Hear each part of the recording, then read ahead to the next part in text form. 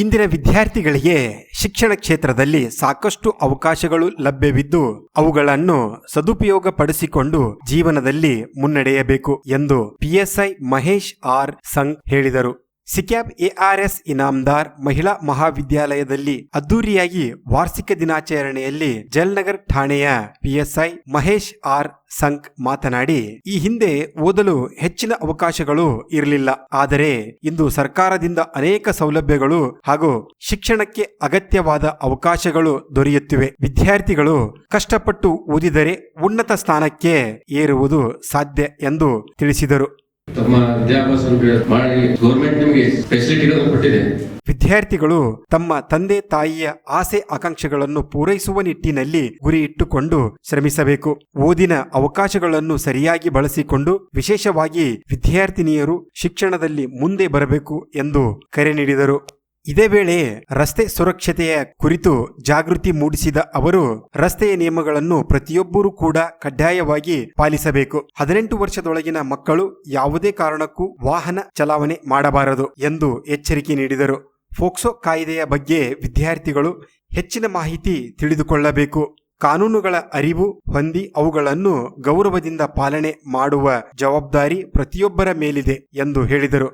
ಸರ್ಕಾರ ವಿದ್ಯಾರ್ಥಿಗಳ ಅಭಿವೃದ್ಧಿಗಾಗಿ ಹಲವು ಯೋಜನೆಗಳು ಮತ್ತು ಸೌಲಭ್ಯಗಳು ನೀಡುತ್ತಿದ್ದು ಅವುಗಳನ್ನು ಸದುಪಯೋಗಪಡಿಸಿಕೊಂಡು ಉತ್ತಮ ಭವಿಷ್ಯ ನಿರ್ಮಿಸಿಕೊಳ್ಳಬೇಕೆಂದು ಸಲಹೆ ನೀಡಿದರು. ರಸ್ತೆ ನಿಯಮಗಳನ್ನು ಪಾಲಿಸಬೇಕು. ಹುಡುಗಿಯರಿಗಾಗಿ ಸ್ಪೆಷಲ್ ಆಕ್ಟ್ ಇದೆ ಪೋಕ್ಸೋ.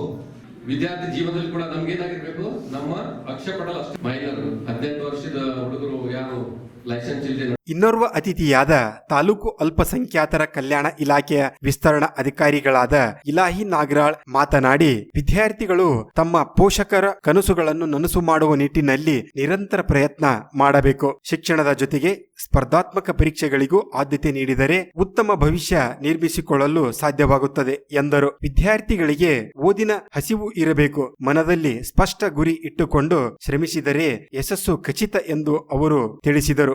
ಮತ್ತು ಅಲ್ಪಸಂಖ್ಯಾತ ಕಲ್ಯಾಣ ಇಲಾಖೆಯ ಯೋಜನೆಗಳ ಬಗ್ಗೆ ವಿದ್ಯಾರ್ಥಿಗಳಿಗೆ ಅರಿವು ಮೂಡಿಸಿದರು. उनके लिए क्या है, जो गरीब हैं जो स्कोर कर रहे हैं उनको फीस भरने नहीं हो रहा, ऐसे बच्चों के लिए क्या है लिमिटेड सीट्स होते हैं. टोटली क्या है विजयपुर, सिंदगी, चर्चन, मुद्देबिहार, तालीकोटी और मनगुड़ी, इटंगेड़ सब जगह में हमारे PU और 6 कॉलेज स्टार्ट हैं.